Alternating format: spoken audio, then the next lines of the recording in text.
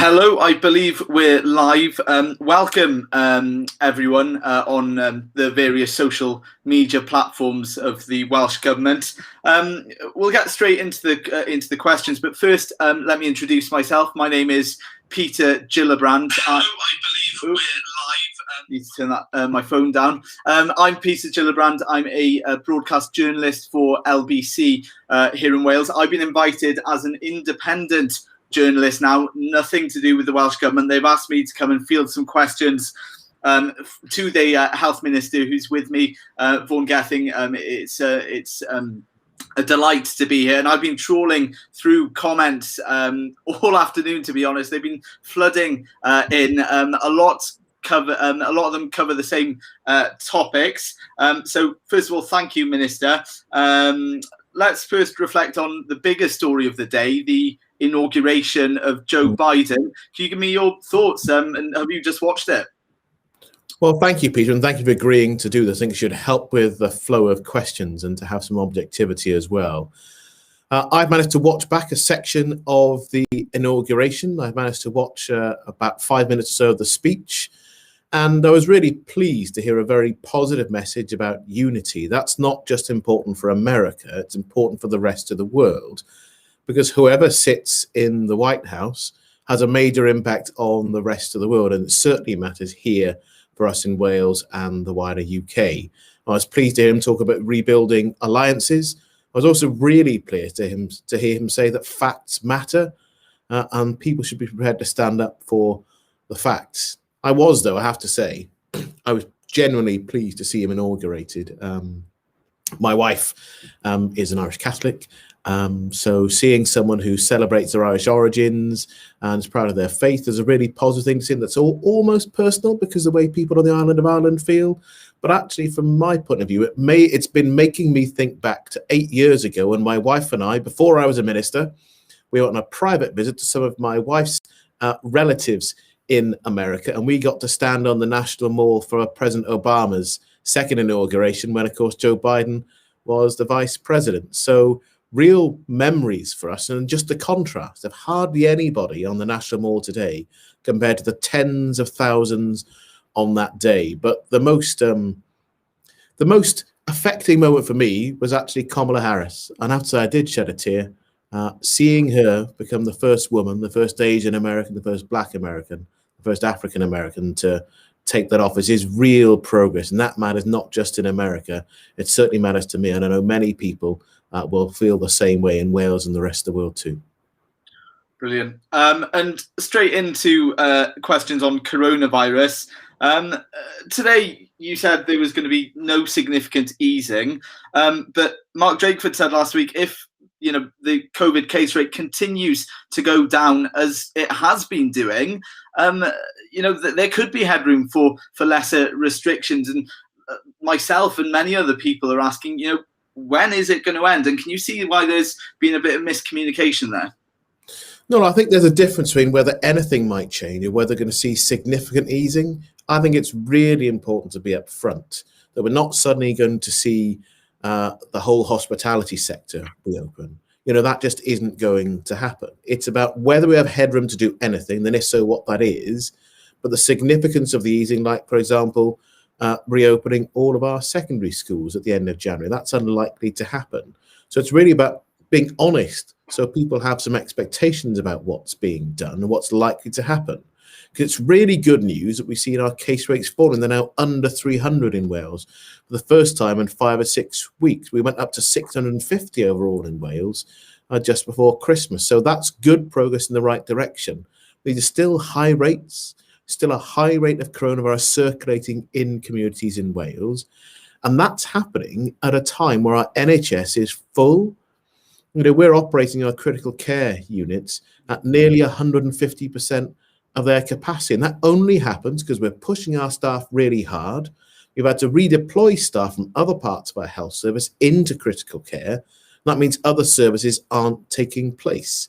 So, if we were to ease out and have a big easing out at the end of this month, I'm afraid we'd end up really paying for it. Our staff in the health service would be in the brunt of that. And I'm afraid that the death figures that we're seeing, a record number across the UK today again, beating yesterday's record number of deaths, we'd see Wales figuring highly again in that number. So, we're at a point where there's been real harm, even greater harm, caused in Wales by this second extended wave. So coming out of it has to be done on a gradual basis, where we're taking account of the harm caused directly to people, but also the real risk that if we got this wrong, then we could overwhelm our NHS with all of the consequences that would have. A few people in the comments, including Jill, have mentioned the balancing up between the lockdown and also other health implications like mental health. What kind of, not research, but what kind of questions have you been asking about weighing up the lockdown versus mental health? Because as we've heard, I've been speaking to people, it's not a good time for mental health, is it, Minister? No, and it's a constant feature in our discussions and in our decisions. And if you look at the evidence that we do publish, the technical advisory group, the scientific advisors that we have, we regularly publish every week their advice, and it regularly goes through and rehearses the different harms that COVID causes. And it is both the harm caused directly by COVID, but it's also the indirect harms that are then caused because the measures we need to take. That's harm to the economy, but certainly other health harm, including the significant mental health harm that we know is taking place, is very much in our minds. You'll also see that in the advice the Chief Medical Officer gives to the government and the advice that we publish again regularly. So we know that children and young people have had significant interruptions the way they live their lives. There's harm caused there. It's part of the reason we're keen to see schools return, but not just because of the educational prospects, but particularly for teenagers, there's a real issue in the mental health and well-being impact of not having that face-to-face interaction at a time when those bonds with other people are really important. And it's also true that people of all ages are struggling with their mental health in larger numbers than you'd expect. So it's really important for people to recognise that you're not alone if you do feel an impact on your mental health and well-being, and to seek support and advice. There's lots of advice that is available remotely now, whether online or by phone, and we'll be happy to post again the links to how to access that support if you are feeling some mental health anxiety and pressure. That's entirely normal, and it really is important that people do talk to each other and remember how you can still maintain contacts in a different way, even though just as people are watching this, my mum lives not too far from me. I drive down every week to deliver her shopping to her. But I haven't been able to go into the house. I haven't been able to hug my mum since early February last year. So it's nearly a year since I had physical contact with my own mum. And I know there'll be many people watching this who are in exactly the same position with parents, grandparents, and loved ones who they can't see. And I recognise the pressure that brings. So it'll continue to be a feature for us. It's part of the reason we want to leave lockdown as soon as it is safe to do so, recognising the alternative harm that's caused by all those people who are mourning the loss of a loved one. So there's nothing simple or straightforward about this. We'll continue to be open, though, about the recognition that lockdown in itself comes with harms, but it has been effective at reducing cases and helping to save lives. And I forgot to point out at the start, I can read all the questions coming in. There are a lot of you, so I'm going to try and hit as many as I can. Very interesting questions coming in so far. But talking about the other health impacts of a lockdown, I've been speaking to a few people in the, for example, disability sectors who think, yes, COVID has been a true feat of what we as a world, as Wales, can do when everything's pitted against us. But are you worried some other elements of healthcare have gone back by X amount of years? And is there a certain element, certain section of healthcare in Wales that you're particularly worried about and will need to focus on that when we eventually come out of this coronavirus period? Well, I'm afraid it's a challenge for the whole system. You could pick any area and recognise there are extra challenges. We've had to change our service to deal with COVID-19. So we're stopping other areas of activity, or we're pausing them to make sure we have enough staff to stop people from dying. That means that healthcare provision doesn't take place in virtually every area of other activity. It also means, for example, not just a mental health and well-being challenge that we know will have across all ages. There'll be a long tail to come from that. It's also the case that symptoms of COVID directly themselves. There'll be many people living with the after effects of having COVID. And in every area of the service you care to look at, whether it's the usual waiting times that you might have asked me questions about a year and a half ago, well, they have gone up significantly. So to recover those waiting times, that's for knees, for hips, for all those different operative procedures people would have wanted to see happen promptly. And this is on the back of Wales having made 4 years of really significant progress on waiting times. That's gone a long way backwards. So there's a really big gap to recover there, whether it's cancer care, strokes, a whole range of other things we know that will have gone backwards. And so that is a really big challenge for all of us to recover that. So you'll have to see a recovery plan for the health service, but not a plan that'll be quick and easy to resolve. It'll take, I honestly believe, a full Welsh Parliament term to get back on top of all of the challenges in healthcare that COVID has caused. And that's before we consider the impact of the economic harm, because I'm afraid that economic harm, when people lose their jobs, often ends up seeing greater demand in the health service. Again, we know that there's an additional impact of mental health. We know that when many people lose their jobs, unfortunately, the suicide rate increases as well. So we know we've got a really big job of work. Repairing the economy, having a good, strong recovery is really good news for the health service and really good news for people in both physical well-being and mental health well-being as well. So all of these play into all of our choices in the here and now. And whatever happens at the start of May when the election comes, whoever is in government will have to confront those very big and serious challenges in a COVID recovery parliament. And speaking about the election, we've heard that the election could be pushed back, but that obviously is your last resort. Are you looking at the election when you bring in certain rules? No, the starting point is we have to do the right thing to keep people alive. It's a public health crisis to keep people alive with really significant economic consequences. So it's public health crisis and economic crisis. Now, we have to do the right thing to keep people well and alive as far as possible. And I don't think we could really justify making choices that were only interested in the election cycle or trying to maintain or delay that. It's a very clear preference for the Welsh Government for the election to go ahead on the first Thursday in May, but it may not be possible to go ahead with that. You cast your minds back to the first wave at the peak in March and April. If we'd suggested we were going to have an election in the same circumstance, I think most people would say, well, why on earth would you do that?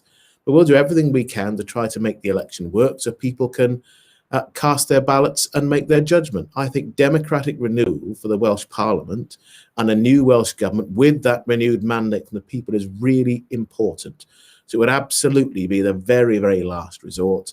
And we're certainly not going to make choices about running the COVID pandemic in our response to keep people well on the basis of what may or may not happen with the election. Going to the review, the lockdown review in 9 days' time, Sally and others, ask if the lockdown will be extended. It's certainly looking that way, isn't it? And do we know if there's going to be any minor changes potentially for the better? Well, I don't know if there are going to be minor changes. What I said today was don't expect major change. No substantial easing is going to take place. But we've got to see what happens over the next week or so before we make those choices in the review period. So we need to see, well, how fast does the rate continue to fall? How sustainable is that fall? Are we confident it will continue to fall in any event? Because as I'm afraid we know, when lockdown measures took place in England, because of the new Kent variant, they actually saw a range of areas in England where their lockdown rates, where their case rates were increasing. That's why if you're watching the UK broadcast news, you'll often see pictures of hospitals in England that have become close to being overwhelmed. That's the challenge that the new variant presents us. And that's why the rates in North Wales have been so high, because the new Kent variant has got a much greater prevalence in North Wales than in South Wales. So we've got to be careful about all of these choices and what that means in terms of the spread of the virus. So I can't make a prediction now. I know that people would want me to and would want some comfort and assurance about definite measures that may take place. But I just think that finger in the wind approach is really unhelpful. It wouldn't be honest. And I think we're better off saying that things are still uncertain and we need to take on board the information that's in front of us, the advice we'll get from our chief medical officer and our scientific advisors, rather than trying to set an artificial expectation that there will be significant change. That may be disappointing for people, but it's much better to disappoint and be honest at the same time. Now, you mentioned the NHS there. A few weeks ago, we heard from the Chief Medical Officer and the CEO of the NHS saying there was a real risk of the NHS, especially in South Wales, becoming overwhelmed. Is that still a concern? There's a lot of healthcare workers that we've spoken to on the verge of tears almost every day, seeing the numbers of people dying. Well, the two biggest priorities and concerns for me are the vaccination programme, together with the risk that our NHS may be overwhelmed. We've seen a very slight easing in the pressure on critical care. So there are slightly fewer people in a critical care setting now than there were a week or so ago, but the levels are still high. And as I said earlier, nearly 150% of capacity, and that has real world consequences for the rest of the service. And also, and I'm really pleased you mentioned the impact on staff, even though it's difficult, it has real world consequences for our staff. You can't expect staff to work in that environment where there are even more people coming into critical care, where they're having to deal with people who don't survive in even bigger numbers than the first wave. And that affects our staff. It affects their resilience, not just because you may not always be able to see the slight fallback in numbers, but if you're working on the front line and you've had months of going through, feeling the pressure rising, not being able to discern when the pressure is easing slightly, well, that has a direct impact on your own sense of well-being and resilience. So I'm genuinely in awe of our staff in the health service who have kept on going through the very worst of times. This really is a once-in-a-century event. Nobody in the health service has ever had to deal with an event like this, either at the leadership level or the frontline staff providing patient care and assistance. So that's another good reason for all of us to do the right thing, because none of us want to see the NHS overwhelmed. None of us want to see that impact on staff become even greater than it needs to be, with all the consequences that will have for the future of our service. We were talking earlier about needing to recover in healthcare terms, see the big well of information, the big well of demand that we know has been put off. Well, actually, we can't burn our staff out now and expect them to run at 100 miles an hour in the next few years to deal with that big backlog. So all of us have a responsibility to do the right thing. And if we do, we're not to take care of ourselves and each other, we'll also be doing the right thing to take care of our NHS staff. And speaking about NHS staff, a few people have asked the question, do you think the staff have full confidence in yourself? Do you think that they think that you're handling it in the best way? We've seen an awful lot of pictures on social media of GP surgeries not having enough vaccines, things like that. Do you think you have the full confidence of the NHS staff? I'll say with the two things. The issue about GPs not having enough vaccines, this is a factor of supply. This week, we're going to see more of the AstraZeneca supply in particular that GPs will be playing a lead role in delivering. So it's really about our ability to have supplies on a predictable basis coming in to then be sent out to GPs. And actually a number of general practices are getting their supplies directly from the warehouse in London. So actually that supply is coming in week to week. So it's really about the increasing supply that will see those GPs able to do even more, as I know they're keen to do so. When it comes to broader confidence of staff in the government or whoever happens to be the health minister, it's really difficult for me to sit here and say I am confident that everyone has confidence in me, because I'm not able to go and talk to every member of staff. Even in good times, not every member of staff will say the person at the top I admire, support, like and respect. That isn't the way the world works. People have different views even in good times. The times we're living through now, it's even harder to tell, because it's much harder to have those direct links with membership organisations individually in the way we do. But I'm meeting on a regular basis with people on the trade union side. So I meet with the BMA, with Unison, with the RCN, with Unite, with the GMB, with representative physiotherapists, and a range of other people in our healthcare setting, and indeed representing the social care staff as well. So I have a regular and an honest interaction with their representatives. And I think there's been a very constructive way throughout this. If you really want to know how much confidence people have, you probably need to ask representatives of staff.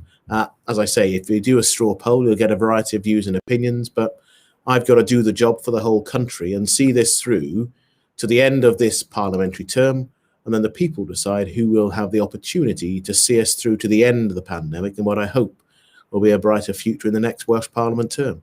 And you mentioned supply there. Interestingly, you implied there was a lack of supply potentially for GPs. Are you admitting that supply is a big issue and it's keeping you up at night? No, what I'm trying to be honest about is the fact that the AstraZeneca supplies in particular are the ones that most general practices will be using. Those supplies are increasing. So in the last 2 weeks, if we had had more supply, we could have delivered more of that, because GPs have been really anxious to get on board and deliver as much as possible. Those supplies have been limited because in those last 2 weeks, we've had just under 50,000 AstraZeneca supplies provided to us. This week, we think we're going to have over 80,000 of AstraZeneca supplies in this 1 week. So we should see a significant increase in supply getting to our general practitioners to be able to deliver to their local population. We then think we're also going to see a further increase in supplies in the weeks to come. So this really is about building up our delivery as we see more supply coming in.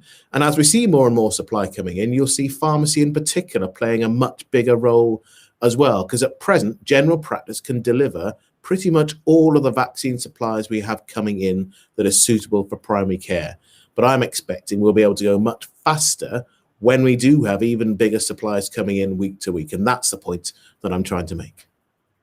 And I've got another question on schools, but that'll come in a second. Now, at the start of this week, there was a lot of confusion and you faced a lot of criticism. The First Minister said that they're not rushing to get them out, so staff members weren't sat idly by. You then corrected the First Minister. Can you understand why there was confusion there, and who should we believe? Well, look, as I say, I understand why that was unsettling, but the First Minister has corrected the position himself. On the same day that that interview was done, by the end of the day, he'd put out a video of himself setting out the position. And that is the correct position. And that is, as I have said consistently, we are not withholding the vaccine. We are going as fast as possible. The limiting factor is both supply and our ability to then deliver that supply. Now, we talked earlier about GPs and the AstraZeneca supply. That's the one that you can store in a fridge. Much easier to move around. And as much of that as we get, we can deliver pretty much straight away. The Pfizer vaccine, though, is much more difficult.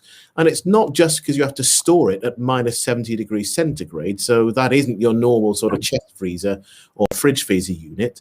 So it's a difficult vaccine to supply, but also to deliver, because the stability of the vaccine means you can't shake it around and move it around in different places in the way you would do, and where you might be used to seeing people handling vaccines in the normal course if you have your flu jab. So it's more complicated, and that's meant we had to build up our infrastructure to deliver that vaccine, the quantities that we have. So this week, we think about 60,000 Pfizer jabs will be delivered to people here in Wales. That's because we now have 28 centres operating that can deliver the Pfizer vaccine. In the next few weeks, we'll go up to 45 centres. So our infrastructure is getting much bigger. And frankly, that's a good thing for access, so people can get to local centres. It's also a good thing in terms of our ability to deliver even more, because again, we're optimistic that we'll get larger supplies of the Pfizer vaccine in the future too. So that's all about us being ready and able to do so, and the time it takes to build that infrastructure up from when we started. So I think at the end of this week, people will see yet another significant step forward in the delivery of both vaccines we have and the protection that will provide for our most vulnerable citizens here in Wales. But like a lot of people, I'm confused. Why did the First Minister make those comments if he didn't really mean them? Well, the point I'm trying to make is he's clarified the remarks. There's a recognition that the statement that was made led to a number of people assuming there was a deliberate ghost, though that isn't the policy of the Welsh Government. I've been emphatic and clear, and if you listen to what the First Minister said, both at the end of that day when he gave that first interview that I recognise caused some people to be concerned about where we are, he was clear before the end of that day. He was then emphatic throughout the rest of the next day and today, as I have been as well. There's only so many times you can restate what the position is, and to be really clear, no vaccines are being held back. We are going as quickly as possible because this is the top priority for our NHS. to protect people, and the people getting the vaccines now are the most vulnerable. There are frontline health and care workers, people who live in a care home, people over the age of 80, and we're now starting to see letters going out to invite people over the age of 70 in some parts of Wales too. So we are making much more rapid progress, and you could expect that pace to continue to increase in the days and weeks ahead. Did the First Minister apologise for the comments he made on Radio 4? I haven't seen an apology, and I think it's really is an apology required. He's clarified and been clear about where we are. I think people are looking for clarity in what's happening and reassurance that we are going as fast as possible. That's what the BMA were asking for, it's what other staff were asking for. That's been provided several times over, and it's absolutely where we are, as fast as possible, protect as many people as possible, as much vaccine as the NHS can deliver. And in the coming weeks, you'll see even more that's going out this week. So I'm confident that at the end of this, people will be really proud of what our NHS has delivered, and we remain on track to get to all of the first 4 priority groups by the middle of February if we continue to get supplies in the right number and in good time.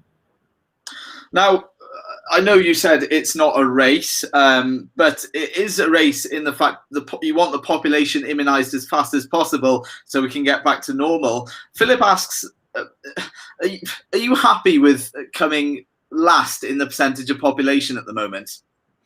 Well, I'm very clear. This is a race against the virus, a race to try to protect as many people as possible, to avoid harm, to prevent hospitalisation, to prevent deaths. And we've seen a significant amount of people here in Wales lose their lives during the course of this pandemic. So that is very definitely the race that we're in. And I know that we'll be compared against other countries in the UK. We're comfortably in the top 10 of countries around the world in terms of the number of people we're vaccinating and the portion of our population. But most people will just look at where are we compared to other countries around us. So we caught up with, we're on a par with Scotland now.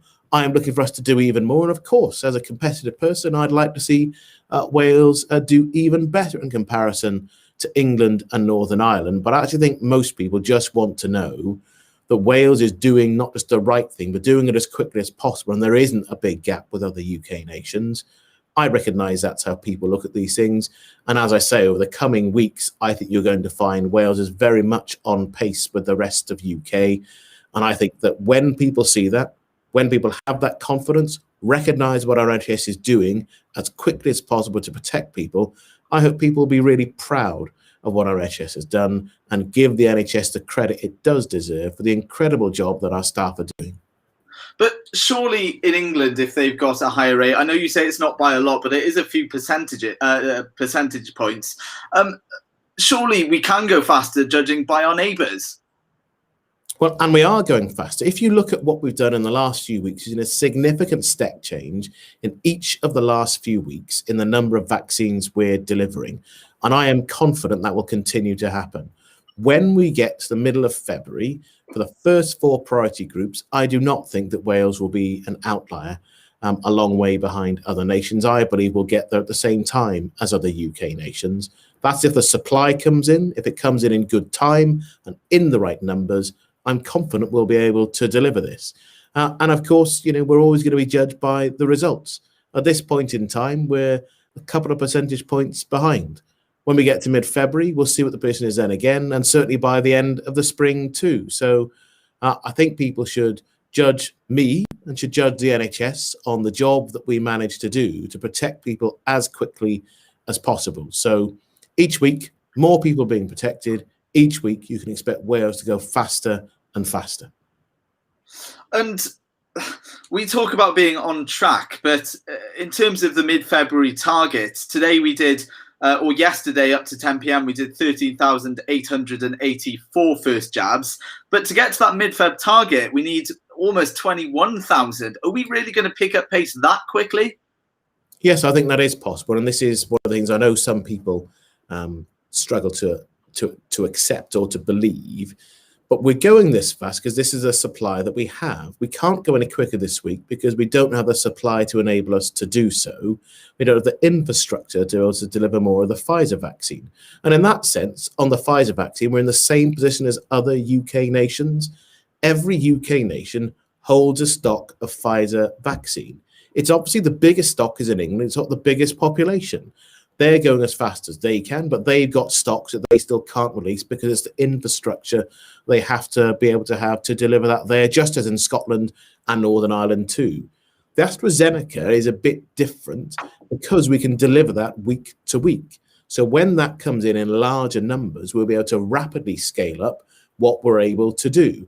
And if you saw a graph of vaccine delivery, you'd see we really are on an exponential curve of increasing the rate of our delivery already. That's with about 100 general practices involved in delivering the AstraZeneca vaccine today in Wales. Within the next few weeks, we'll be up to over 250 practices. That's not just reach and ease of access, that's much greater capacity and speed. So yes, I am confident we'll go faster. And yes, I know that we need to go faster than we are today. So I'm under no illusion about this, but I do still have real confidence that our NHS will produce the goods.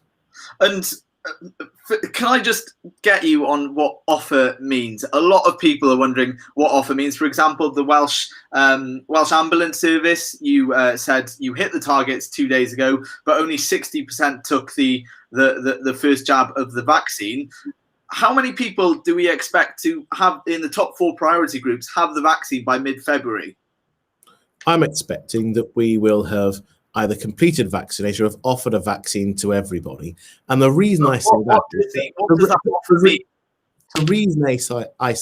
is there are 2 reasons I think they're important. The first is I think we're going to need to agree between UK countries what practical completion means, because some people may refuse the vaccine. Other people may still be in the process of rearranging. There are good reasons why people may need to rearrange and not be able to have their jab by the middle of February. But actually, we need to be clear about what does practical completion mean in terms of percentage of people who have had their jab and those people that already received an invite to allow us to move on to inviting the next group of people. So I think there's a job there to make sure there's transparency between the 4 nations in the UK, but there is also just a level of understanding that you may have a few percentage of people who haven't had their vaccine because they refuse to have it. We're aware that there are sadly some vaccine skeptics within the public. Some people who may just refuse point blank. We also would understand that there are people who may have good reasons why they need to rearrange it. So it's about the NHS doing the job it can do, that it should do, and being transparent about what that means. And do we know the percentages of how many people have had them in the top 4 priority groups? For example, the over 80s, what percentage are we at? Will that info ever be published on a daily basis? Yeah, well, I've committed today in the press conference, Peter, that we're going to provide weekly updates and information. I'm expecting that we'll have 7 in 10 care home residents and staff having had their first jab by the end of this week. I'm expecting us to make real and significant progress on this, and we'll be publishing that information week to week so you can see, without needing to demand or to ask or to question, what we're doing with the first 2 priority groups, how much progress we're making, and what we're then doing as we go into priority groups 3 and 4. Because as I say, Powys Health Board have already started inviting people over the age of 70 to come forward to have their vaccinations done. And I think other health boards in Wales will be in that position consistently within the next week or so. So that, I think, hopes to give, and not just a forecast, but the level of confidence we have about the amount of vaccinations we are already achieving and will go on to achieve in the rest of this week and into the next one. And we've had a lot of questions come in about priority groups. I know it's mainly the JCVI, the Joint Committee on Vaccination and Immunisation, that comes up with this. But Wayne's asked about, do you feel okay with unpaid carers being in priority group 6 compared to the paid carers being in a much higher priority group? Well, it's the advice that we've had and the advice that recognises the different risks that people have as well. And there'll always be people who can make what sounds like a reasonable case to move people around in that priority group. But at some point, you have to make a decision and you have to have a basis for that decision. So the independent expert Joint Committee on Vaccination and Immunisation has given advice to all 4 governments in the UK. All 4 chief medical officers have endorsed that advice.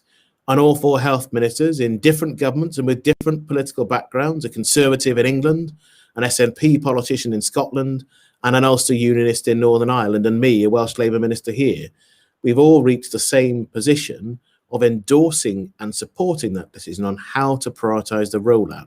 And crucially, that's because within priority groups 1 to 9 that we've been advised and are working through at present, that should account for 99% of the hospitalizations and the deaths that take place from COVID.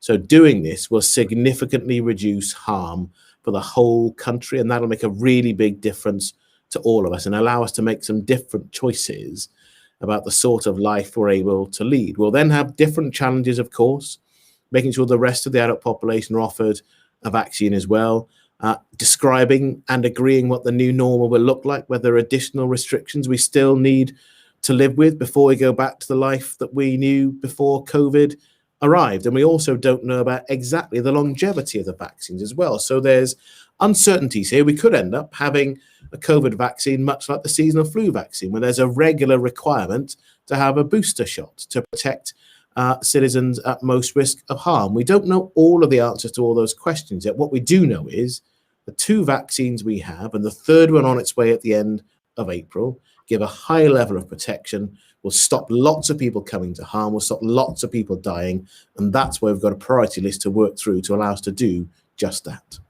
But on a personal level, do you think it's the right priority list? I mean, there are police on the front line we heard today from the North Wales Police Federation, being spat at by people claiming they have COVID. Teachers, we've heard schools are a flashpoint. Personally, do you think it's right? Yes, I do think it's right. I have to look at the advice and I then have to make a decision. So whatever the advice is, I am a decision-taking minister. It's my choice. And I have chosen to follow that advice and endorse it. And that's what the NHS is now working to.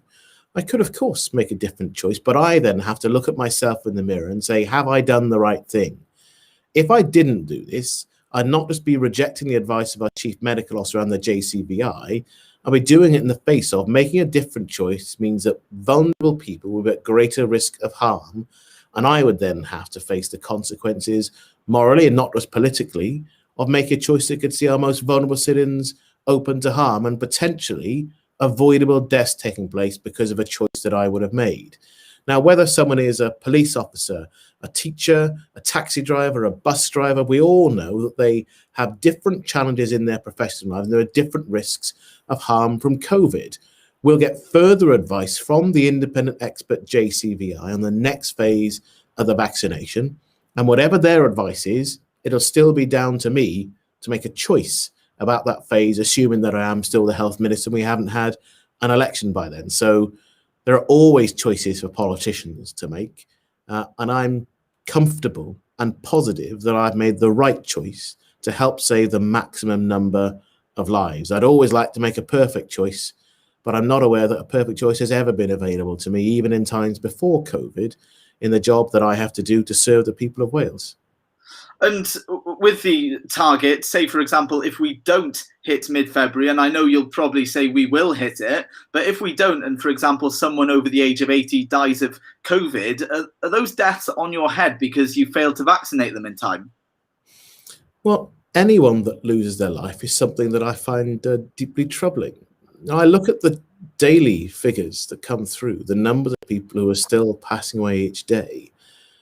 And it is something that I think about, and it is something that bothers me a great deal. It weighs on each of the choices that I have to make, knowing full well that each choice can lead to an outcome for people that is either life-changing or potentially for some people, life-shortening. So, yeah, I've never undersold or tried to understate the level of responsibility that I know is on my shoulders being a health minister in a once-in-a-century pandemic. We'll do everything we can to provide protection to people as quickly as possible. And I know that at the end of this, there'll be people who will have lost people, and we'll look to see if politicians made the right choices at the right time with all the evidence available to us. So there'll be not just individual families, but a public inquiry to go through. But I'm going to carry on doing what I believe the right thing is to do. And I'll do that on the basis of the evidence. I'll be honest and open about the evidence that I'm using to make choices and the advice we receive. That's why I think it was really important at the outset of the pandemic to be clear that we were going to publish the Chief Medical Officer's advice around any of our restrictions, but also the regular publication of the scientific advice we have. Because I think people who are watching this, whether you're a mum, a dad, a brother, a sister, or someone who is setting out in life on their own for the first time and has had that, quite exciting journey that I remember myself as a young man interrupted because of the times that we're living through. We'll all want to know that there's a basis on which decisions are made, even if people don't always understand or agree with them. Not everyone reads those advice summaries that we provide, but I think it's really important to know that they are provided, they're open, and we're being as transparent as possible. I'm just looking at time for just a few more questions quickly, just to stop you there. For one, how much stock at the moment of vaccines does Wales have? A lot of the comments are asking.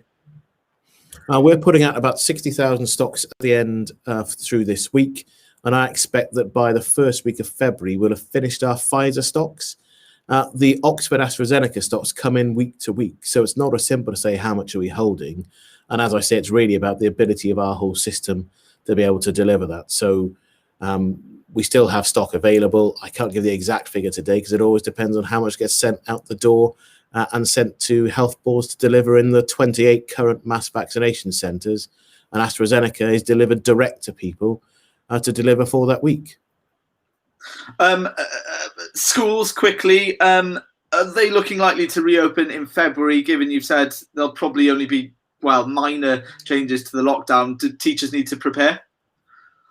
Well, we haven't finished those conversations yet, and that really is dependent on what happens with the case rate, on the agreement we're able to reach with local authorities, employers, and indeed with the leadership of teaching unions and the other education unions for staff to return to some form of face-to-face teaching and learning. And that could be a different form of teaching and learning. It was positive to hear teaching union leaders say that they were open to a different way to organise the school day and the school week.